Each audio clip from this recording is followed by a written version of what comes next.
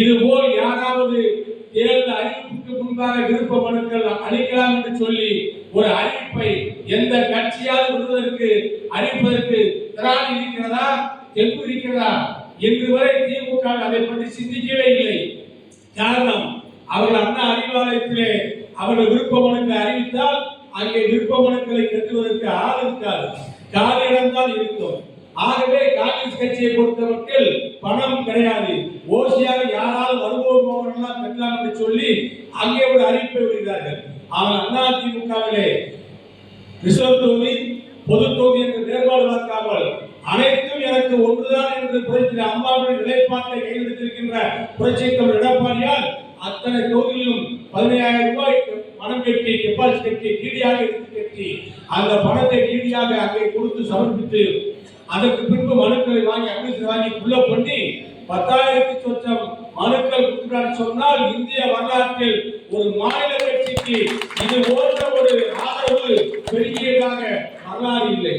டெல்லியில் இருப்பவர்கள் எல்லாம், டெல்லியில் இருக்கக்கூடிய அரசியல் வல்லுநர்கள், அரசியல் ஆர்வலர்கள் பேசிக் கொள்வது என்னவென்று சொன்னால் 10,000 மேற்பட்டவர்களா, என்ன அதிசயம், ஒருவருக்கு தான் சீட்டு கொடுப்பார்கள் என்று தெரிந்திருந்து ஒரு தொகுதியிலே 50 பேர் 60 பேர், சிவகாசி தொகுதியிலே 59 பேர் மனு செய்திருக்கிறார்கள்.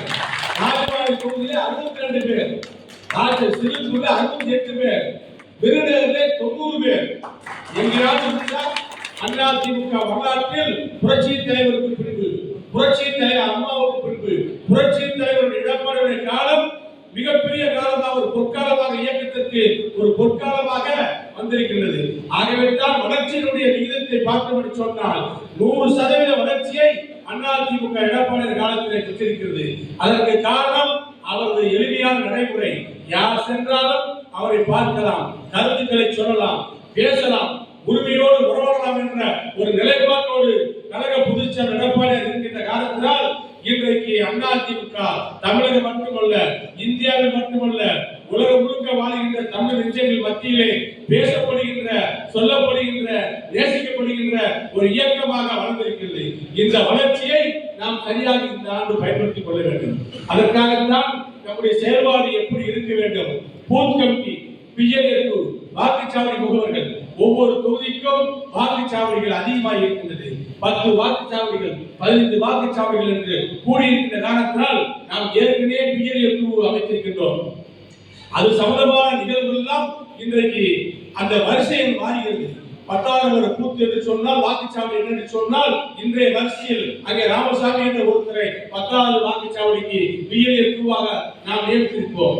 ஆனால் இன்றைய அடிப்படையில் பார்த்தால் அவருடைய பெயர் 15வது வாக்குச்சாவடியில் இருக்கும், அந்த நம்பர் மாறி இருக்கும். அதே இடம்தான், அதே பெயர் தான். வாக்குச்சாவடி எண்ணை நாம் மாற்ற வேண்டும். அது சம்பந்தமாகத்தான் இப்போது கூட்டம். அது மட்டுமல்ல, எழுச்சியோடு இருக்கின்ற இயக்கத்தை வெற்றி முகமாக திருப்ப வேண்டும். எதிரிகளை ஈஸியாக நாம் இடைவிட்டுக் கொள்ளக்கூடாது.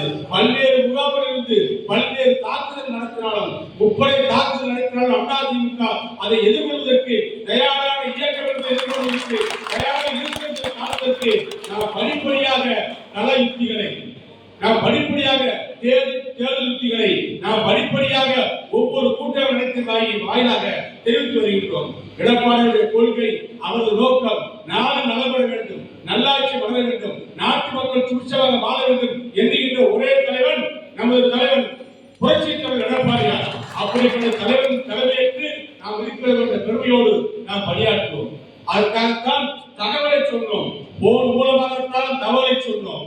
இன்றைக்கு இவ்வளவு பேர் மண்டபமே நிரம்பி வழிகின்ற அளவுக்கு மாவட்ட முழுமையிலிருந்து கட்சியினுடைய முக்கியஸ்தர்கள், கட்சியினுடைய முக்கிய நிர்வாகிகள், ஒவ்வொருத்தரும் களங்காணக்கூடிய மாவீரர்கள், ஒவ்வொருத்தரும் தளபதிகள், இயக்கத்திற்காக நெஞ்ச நிறுத்தி போராடக்கூடியவர்கள், உறுதி சிந்தக்கூடிய போர்படை தளபதிகளாக பணியாற்றக்கூடியவர்கள் அத்தனை பேரும் இங்கே குழுமி இருக்கின்றோம், இங்கே கூடியிருக்கின்றோம், இங்கே ஒன்று சென்றிருக்கின்றோம். நமது கொள்கை என்ன, நமது லட்சியம் என்ன, நமது நிலைப்பாடு என்ன, இவைகள் எல்லாம் எடப்பாடியார் பொதுக்குழுவில் அறிவித்தார். எதிர்ப்பு இருப்பது திமுக. அதிமுகவிற்கு எதிரான இயக்கம் என்று சொன்னால் அது திமுக தான். அதிமுகவுக்கு எதிர்ப்பான கொள்கை கோட்பாடுகளை இயக்கம் என்று சொன்னால் அது திமுக தான். திமுகவுக்கும் அதிமுகவுக்கும் தான் போட்டி, அதிமுகவுக்கும் திமுகவுக்கும் தான் போட்டி. களத்திலே நாம் இருக்கிறோம். நமக்கு எதிர்பார்க்கக்கூடியது திமுக. ஆக நமக்கு பக்கத்தில் இருப்பவர்கள், நமக்கு எதிரிலே பக்கத்தில் இருக்கக்கூடிய எதிரணியிலே பக்கத்தில் இருக்கக்கூடிய அத்தனை பேரும் ஒட்டுச்சோர்கள் தான். அவளை பற்றி நாம் கவலைப்பட வேண்டியதே கிடையாது. வருபவர்கள் வரட்டும், இருப்பவர்களை வைத்துக் கொண்டே செய்யக்கூடிய வலிமையான ஒரு மண்டல தலைவர் புரட்சி தலைவர் எடப்பாடியார். ஒரு வலிமையான கூட்டணி அமைக்கக்கூடிய பக்குவம் உள்ள தலைவர் எடப்பாடியார். அற்புதமான ஒரு நிகழ்ச்சிகள் எல்லாம் இந்த ஆண்டு நடக்கப் போகிறது. நாம் நினைக்கின்ற கூட்டணிகள் எல்லாம் எடப்பாடி அமைக்க இருக்கின்றார், பேசிக் கொண்டிருக்கிறார். பிரச்சனைகள் சால்வாய் கொண்டிருக்கிறது. அற்புதமான வெற்றியை நோக்கி நமது கூட்டணியை வழிநடத்திக் கொண்டிருக்கிறார் நமது பொதுச்செயலாளர் எடப்பாடியார். ஆகவே எந்த ஐயப்பாடும் கிடையாது. களம் என்பது அதிமுகவுக்கும் திமுகவுக்கும் தான். வெற்றி என்பது அதிமுகவுக்கு தான். வெற்றியுடைய உச்சாணிக்கு உங்களை அங்கீகரிக்கக்கூடிய ஒரே தலைவர் எடப்பாடியார் தான் என்ற முடிவோடு தேர்தல் களம் விடுவோம். வெற்றியை பெறுவோம், எடப்பாடியாரை முதலமைச்சர் ஆக்குவோம். இதுதான் நமது சித்தாந்தம், இதுதான் நமது கொள்கை, இதுதான் நமது வேத வாக்கு. இதை பின்பற்றி நீங்கள் பணியாற்றுங்கள்.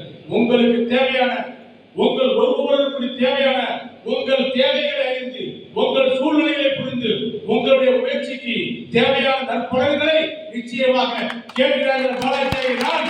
நிச்சயமாக செய்திகளை உடனுக்குடன் தெரிந்து கொள்ள கீழ்கண்ட கேபிள் மற்றும் டிடிஎச் நெட்வொர்க்குகளில் எம் நாடு செய்தி தொலைக்காட்சியை காணுங்கள். பாதகம் செய்பவரை கண்டால் நாம் பயம் கொள்ளலாகாது பாப்பா. மோதி மிதித்துவிடு பாப்பா, அவர் முகத்தில் உமிழ்ந்துவிடு பாப்பா. அண்மை செய்திகளை உடனுக்குடன் தெரிந்து கொள்ள இணைந்திருங்கள் எம் நாடு தொலைக்காட்சியுடன்.